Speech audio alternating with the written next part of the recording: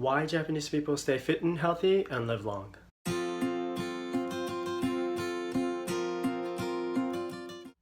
Japanese people have the longest life expectancy and they're one of the least obese countries, whereas the US is one of the most obese countries. Me, as a Japanese living in the US, I see a big difference between Japanese lifestyle and American lifestyle, mostly in what they eat. Today, I'm going to talk about 6 things that make Japanese people stay fit and healthy and live so long. Number 1, easier access to healthy food. In general, Japanese people have easier access to a lot of nutrient-rich food, and we're just accustomed to eat those healthy food on a regular basis. Soy products like natto, tofu, edamame, miso, root vegetables like ginger, lotus, burdock, Japanese grated yam, mushrooms like maitake, eringi, shimeji, healthy grains like brown rice, buckwheat, barley, and a lot of fish, a lot of seaweed, shirataki, pickled plum, and many more, and of course green tea. They're just the regular staple foods used in a lot of Japanese meals and just happen to be very nutritious. And that's just part of the Japanese food culture. So if you are Japanese, grew up in Japan in a typical Japanese family, you are already consuming a lot of health beneficial food items unintentionally. Healthy eating or healthy living life seems like only for rich people in the US. It might not be easy for non-rich people to eat healthy because we're surrounded by unhealthy foods and we have a lot easier access to those unhealthy foods living in the US. But in Japan, you don't have to be rich and shop at Whole Foods eating healthy. Anybody can eat healthy because healthy options are everywhere. Number 2, sugar. Another big factor I have to mention is the sugar consumption. Americans consume about 126 grams of sugar a day, which is the highest in the world, whereas the Japanese consume about 56 grams a day, which is less than a half of how much Americans do. First of all, American desserts are just way over sweet.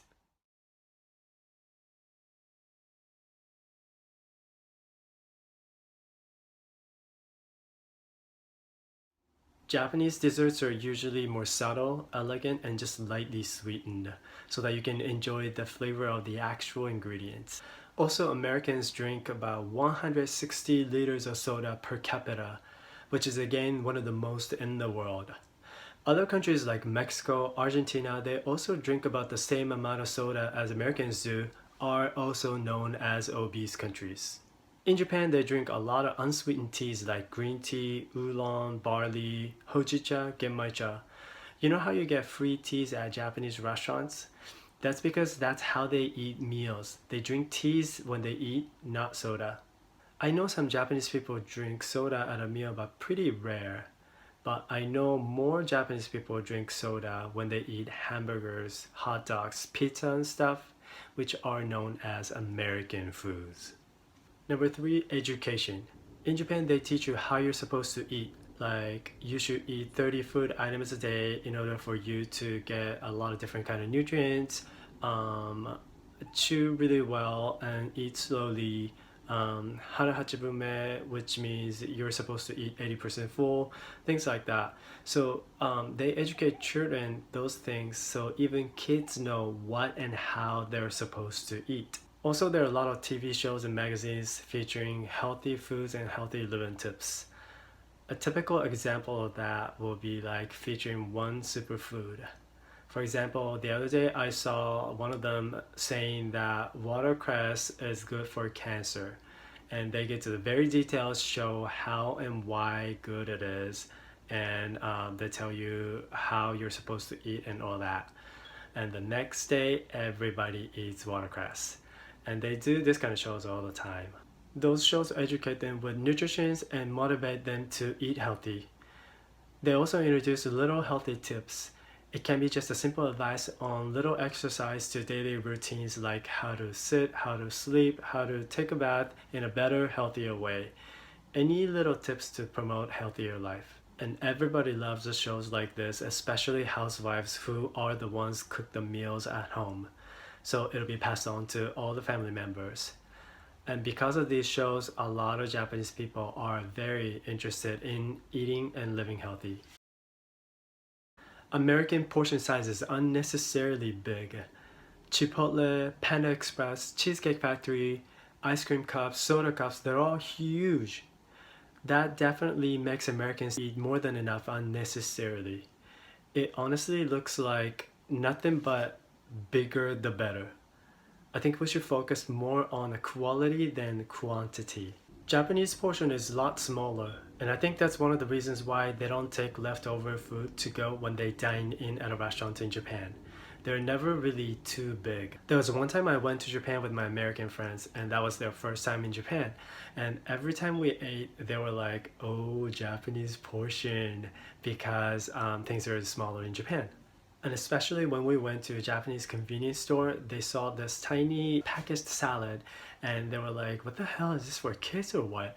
But because in Japan, people like to mix and match few dishes to eat well-balanced meal, the salad was not for like one meal portion.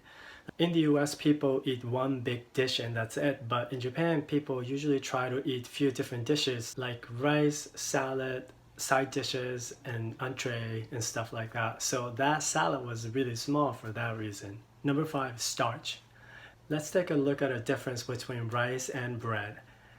Japanese main starch and American main starch. Rice is cooked at home with no other ingredients, just rice and water, and they eat it plain. Whereas bread is store purchased usually, so they're processed and they're made with fat, sugar, salt, and preservatives, and they eat them with extra butter, jam, chocolate and stuff on top. As well as potatoes, another main starch for Americans. They are usually frozen and deep fried or instant mixture mashed potatoes with sodium and additives. And they are usually served with additional salt, ketchups and sauces, which are another additional sodium, sugar and additives. Even though I mentioned white rice as one of the carbs you should avoid in the last video, if you compare it to American main starches though, it is still a whole lot better, mostly because how they eat them. Number 6, walk. Japanese people walk more as part of their daily lives. They walk more because public transportation is very advanced and convenient, and that normally requires more walking than driving. They don't have to own a car to go places in Japan, and in fact, it costs a lot to own a car in Japan. In America, we drive everywhere. I mean, we walk to a parking lot, but that's it.